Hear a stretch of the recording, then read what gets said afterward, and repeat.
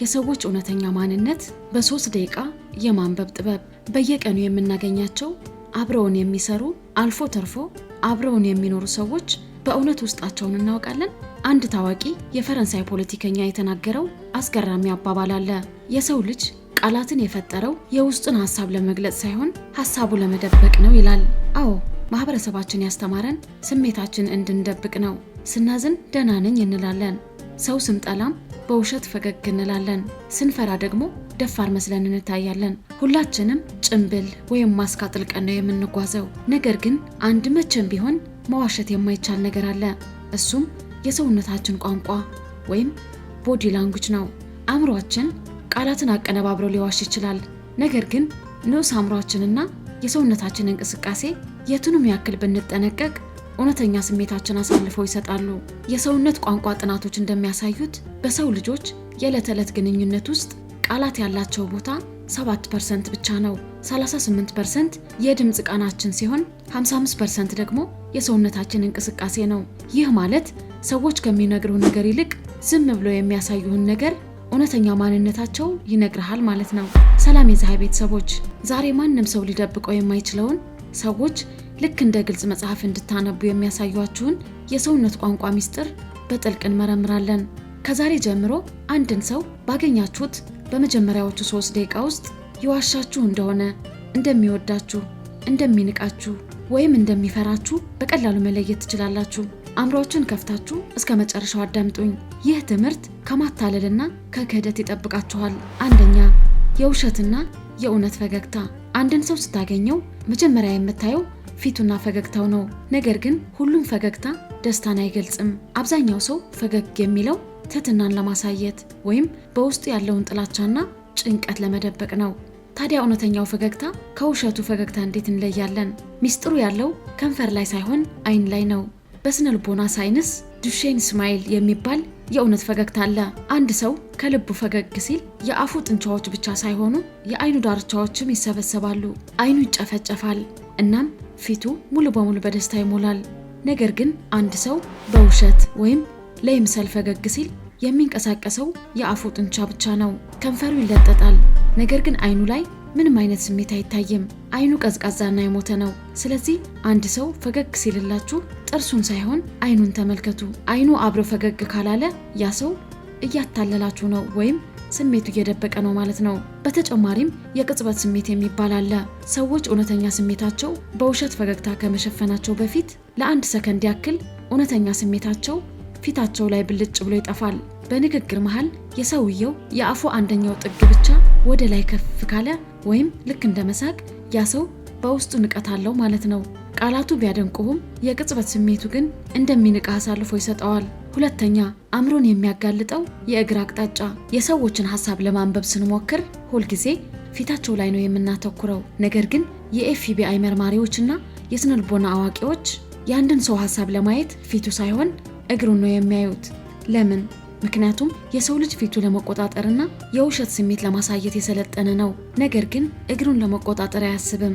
እግሮቻችን ሁልጊዜ የሚያመላክቱት አእምሮአችን መሄድ ወደሚፈልግበት አቅጣጫ ነው። አንድን ሰው አግኝተው እያወራኸው ፊቱ ወደ አንተ ዙሮ ፈገግ እያለ ሊያዳምጥህ ይችላል። ነገር ግን የሁለቱም እግሮቹ አቅጣጫ ወይም የጫማው ጫፍ ወደ በሩ ወይም ወደ ሌላ አቅጣጫ ዙሮ ከሆነ አእምሮ እባክህን ከዚህ ሰው እያላቀኝ ማውራት አልፈልግም፣ መሄድ እፈልጋለሁ እያለ እየጮኸ ነው ማለት ነው።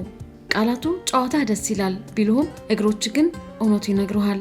በተቃራኒው ደግሞ የሰዎች ስብሰባ ውስጥ ስትገባ የሰዎቹ እግሮች ወደ አንተ አቅጣጫ የዞሩ ከሆኑ አንተን በደስታ ተቀብለውሃል፣ ለአንተ ክብርና ትኩረት አላቸው ማለት ነው።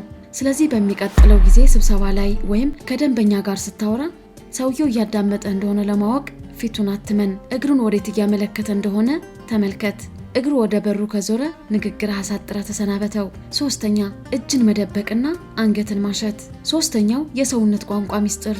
ሰዎች ሲዋሹ፣ ሲጨነቁና በራስ መተማመን ሲያጡ የሚያሳዩት ምልክት ነው። አንድ ሰው እውነቱን ሲናገርና በራሱ ሲተማመን እጆቹ ከፍ አድርጎ መዳፎቹ እያሳየ ነው የሚያወራው።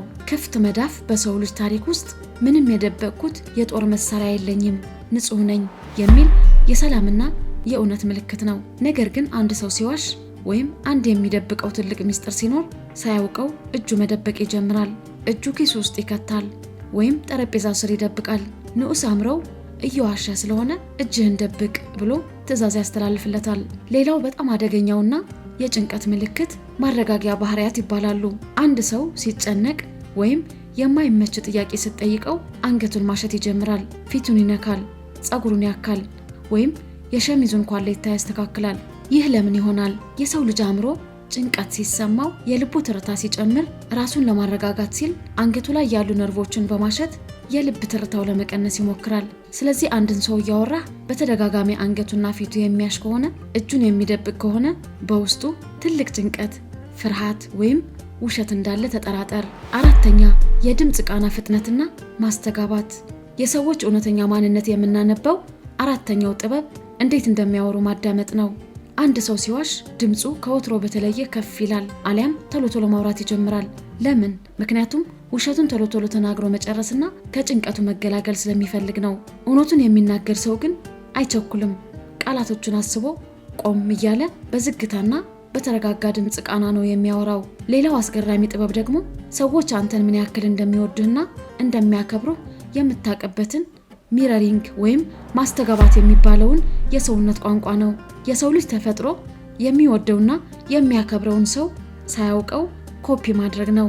ከአንድ ሰው ጋር ሻይ እየጠጣ አንተ ወደ ጠረጴዛው ስትጠጋ፣ አብሮ ወደ ጠረጴዛው ከተጠጋ፣ አንተ እጅህ ስታጣምር እሱም እጁን ካጣመረ ያ ሰው በአንተ ሀሳብ ተማርኳል፣ ይወድሃልና ሙሉ ትኩረትን ሰጥቶሃል ማለት ነው። በተቃራኒው ግን አንተ ስትጠጋ እሱ ወደ ኋላ ሸሽቶ ወንበሩ ላይ ከተደገፈ እናም ያንተን እንቅስቃሴ ተቃራኒ ካደረገ በውስጡ ካንተ ጋር አልተስማማም ወይም ቶሎ ጥሎ መሄድ ይፈልጋል ማለት ነው።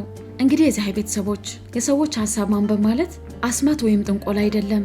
የሰዎች ሀሳብ ማንበብ ማለት አይናችን ከፍተን ሰዎች በቃላቸው ሳይሆን በሰውነታቸው የሚነግሩን እውነት ማስተዋል ማለት ነው።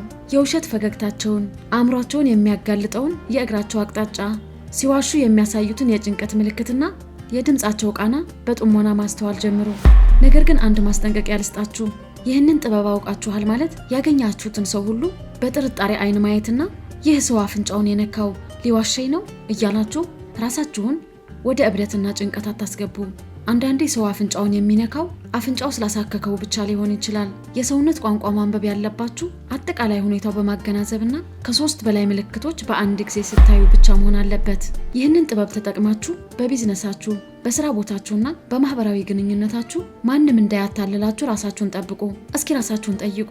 ዛሬ ከተማርነው የሰውነት ቋንቋ ሚስጥሮች ውስጥ እናንተ ሳታውቁ ስታደርጉት የነበረው ወይም በሌሎች ሰዎች ላይ ደጋግማችሁ አይታችሁት የነበረው የትኛው ነው? ሐሳባችሁን ኮሜንት ላይ ጻፉልን፣ በደስታ እናነበዋለን። ይህ ጥልቅ ትምህርት አእምሯችሁን ከፍቶት ከሆነ ቪዲዮውን ላይክ በማድረግና አዳዲስ አስተሳሰብን የሚቀይሩ የህይወት ትምህርቶችን ለማግኘት ቻናላችንን ሰብስክራይብ ማድረግ አትርሱ። በቀጣይ ማንም ሰው በማይነግራችሁ በሌላ ጥልቅ ትምህርት እስክንገናኝ ሰላም። አቅምህን ገንባ፣ ነፃነትህን አውጅ።